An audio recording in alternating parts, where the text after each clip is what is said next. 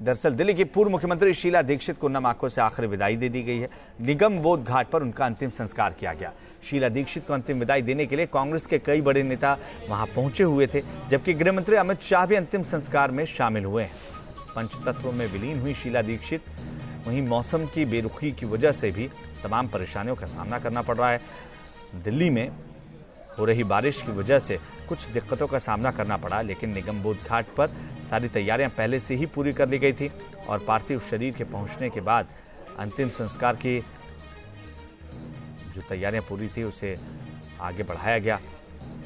और ये 5 तस्वीरें हम आपको दिखा रहे हैं किस तरीके से दिल्ली के पूर्व मुख्यमंत्री और एक बड़ी राजनीतिक शख्सियत को उन्होंने विदाई दी। नम आंखों से ये आखिरी विदाई दी गई। मोहित बख्शी हमारे सहयोगी ज्यादा जानकारी के साथ जुड़ चुके हैं। मोहित, क्या अपडेट है?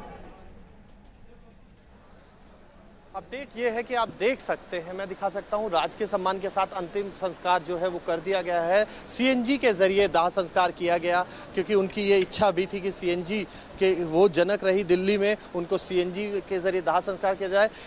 ये जो सारे लोग आपको मेरे साथ नजर आ रहे हैं, जितने भी लोग नजर आ रहे हैं, ये लोग बारिश हुई, इतनी तेज बारिश हुई, बावजूद उसके यहाँ पर अड़े रहे, यहाँ पर टिके रहे और भावभीनी श्रद्धांजलि देने के लिए वो यहाँ पहुंचे थे और उन्होंने अपनी भावभीनी श्रद्धांजलि दी भी। लोगों से मैं बात करूंगा अक्षय की, क्या इतनी बारिश हुई, आप लोगों का विश्वास डोला, कहीं कुछ घर जाने की सोची, क्योंकि इतनी जो मुख्यमंत्री थी, किस तरीके से पूर्व मुख्यमंत्री जुड़ी हुई थी आप लोगों से?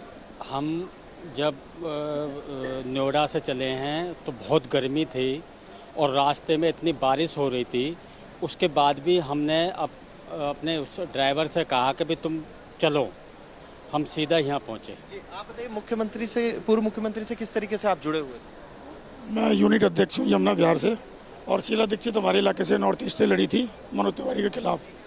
शीला दीक्षित एक कुशल राजनीतिक थी और जो भी निर्णय लेती थी सोच समझ के लेती थी, और आखिरी टाइम तक उन्होंने। आप भीगे हुए नजर आ रहे हैं यहाँ पर पूरी तरीके से।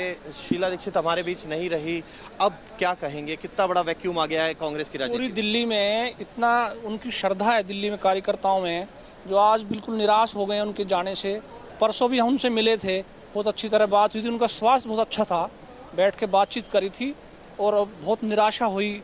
हम ये तमाम लोग हैं जो निराश इसलिए हैं क्योंकि वो शख्सियत जो कि साथ थी कुछ समय पहले तक और अचानक से उसे खो दिया। इतनी एक्टिव थी कि लगातार जो बात राजनीति चल रही थी उसकी तैयारी कर रही थी। दिल्ली विधानसभा चुनावों की तैयारी ऐसी हो रही थी कि ऑब्जर्वर्स से लेकर ब्लॉक अध्यक्ष नियुक्त करने की पूरी तैयारी कर ली गई थी, सब कुछ कर लिया गया था, लेकिन विधि को जो मंजूर था वही हुआ। और हमारे बीच नहीं रही पूर्व मुख्यमंत्री शीला दीक्षित, जिन्होंने 15 साल तक दिल्ली पर राज किया, और न सिर्फ दिल्ली पर राज किया बल्कि आज ये कहा जा सकता है लोगों की बातें सुनकर कि उन्होंने लोगों के दिलों पर भी राज किया। बिल्कुल, और लोगों की भीड़ यही वजह है कि निगम बोध घाट पर लगातार पहुंचती रही।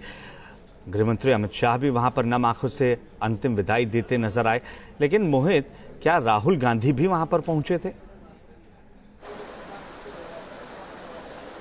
जी नहीं, उनकी जानकारी उसको नहीं मिल पाई क्योंकि कुछ वजह रही होंगी, लेकिन तमाम बड़े नेता कांग्रेस के जो हैं वो यहाँ नहीं पहुँच पाए।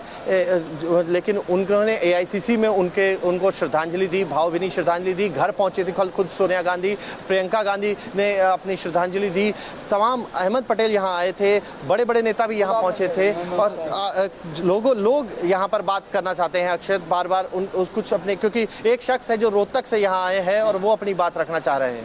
जी बताइए आप। हम रोहतक से आए हैं, शीला दीक्षित से कई बार मिले हैं।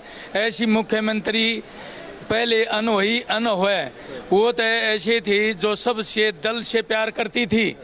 अब उनका उधर बहुत दुख छाया हुआ है सारे इलाके में, सारे हरियाणा ने शोक प्रकट किया है। दिल्ली नहीं अक्षत, हरियाणा का भी यही हाल है। कांग्रेस में एक बड़ा वैक्यूम जो आया है उसको लेकर बिल्कुल देश की राजनीति में एक बड़े अध्याय का अंत हुआ है, ये कहना गलत नहीं होगा। जिस तरीके से शीला दीक्षित को आज आखिरी विदाई दी गई है।